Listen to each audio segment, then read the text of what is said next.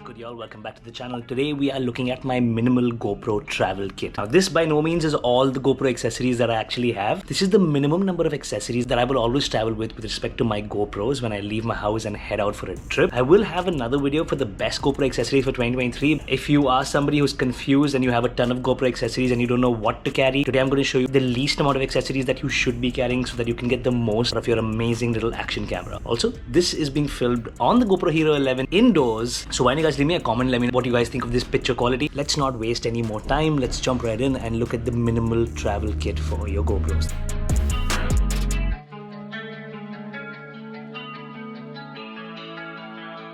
Alright, first things first, let's figure out what case I actually used to carry all my equipment in. This is the GoPro KC, which has been out in the market for a couple of years now. It's weather resistant, it's a hard shell case, and I've had it since the GoPro Hero 8. It's super nice. It's made of this black ripstop material, which is really good, especially in the dust as well as in the rain. It doesn't get dirty easy, it's super durable, and it pretty much carries everything I need. Let's look inside the case here, and you're going to see it's a little messy, but it has so much stuff inside of it. It has two GoPros, a bunch of accessories, a mini tripod. It's so good. Okay, so we're going to start off with the camera that powers this entire case. All my travels are filmed on a GoPro, and the GoPro that's powering everything right now is the GoPro Hero 11 Black, which as you guys can see is wrapped in the media mod. Now I've had the media mod for a couple of years now, and it does make a pretty compact vlogging setup out of the GoPro. It gives me the ability to add accessories to the GoPro, like an additional light or an additional external mic, which is pretty cool. It also has this windscreen on it, as you guys can see, which does help with like wind reduction, but honestly I'm not the biggest fan of the media mod for various reasons, such as build quality. I think the plastic is just something that GoPro could have done away with. They could have made it slightly better, but the windscreen that I have is pretty useful. I do prefer adding an external mic to my GoPro if I'm using this setup,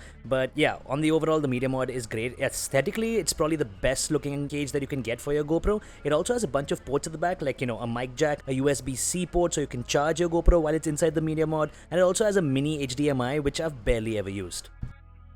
Okay, so like I said, I'm not the biggest fan of the media mod because it's a cage and I don't like cages. It has a mic on it, but it's not the best mic on the planet. I think the stock GoPro mics are much better, so I'd rather use those. And to be honest, when your GoPro's in the media mod, it's no longer waterproof, which is a massive downside. So I do keep the standard USB door on the GoPro, which comes with the stock GoPro. I think this is really useful, and I use the GoPro like this 90% of the time, using voice isolation while editing and using wind reduction while I'm shooting on the GoPro. I also have this additional door which can be used with the GoPro VOLTA. It's basically a USB-C pass-through door, which is really cool. It keeps your GoPro weather resistant. While it's not waterproof, weather resistance is good, and you can charge your GoPro while using it, so it's really useful for long time lapses. If you want to connect it to the VOLTA or you want to connect to a power bank, this is super cool. I also do really hope that GoPro allows you to use standard USB-C mics with the charging port from next year. It'll be so much better than the media mod.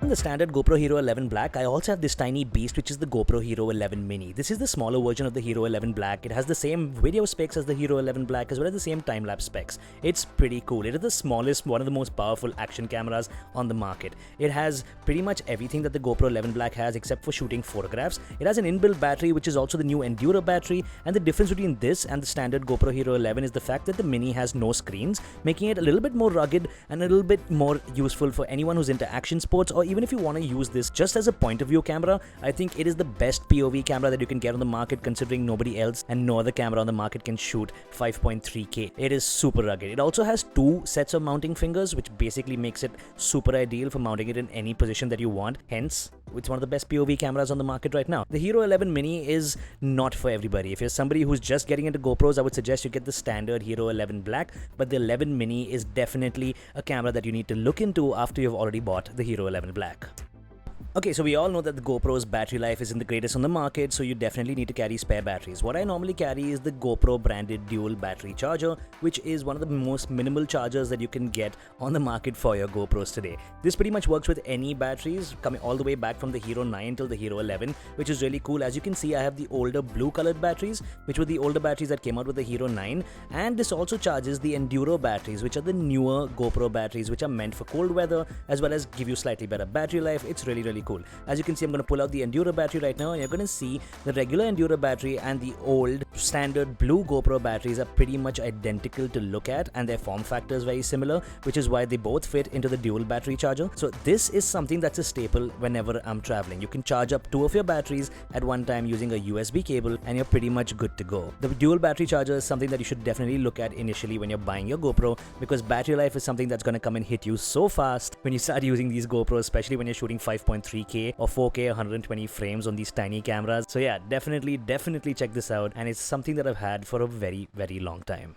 The next accessory, as you guys can see, is the tiny GoPro light. This is the ZEUS Mini or the GoPro Light mod, however you want to call it, and it is one of the coolest portable lights for filming when you're out on the go. As you can see, it has a tiny diffuser that I've taken off, which you should pretty much keep, and you should keep control of that because it can fall off pretty easily, and that's a massive downside because this light is super bright. It works off of USB, and it just charges through the standard GoPro charger. You put on the diffuser, it's really good. It has one light indication on the top to show you your battery life. It has 3 levels of brightness, which is really cool, and you can also use it to pretty much emit an SOS signal when you're out. So if you're out hiking or you're underwater, you pretty much need an SOS light to flash into the darkness for people to come and find you. This is the way to go. It is super bright, and if you're shooting in low light conditions and you're worried about using your GoPro during low light, I think this is ideal. The best part about this light is it pretty much has a cold shoe mount at the bottom of it, so you can strap it on to your media mod and you can make a pretty nice portable vlogging setup. You have to keep in mind that it'll work only on the top cold shoe mount if you have the windscreen on. So yeah, that is something that's a little bit of a downside, but it's pretty cool nonetheless.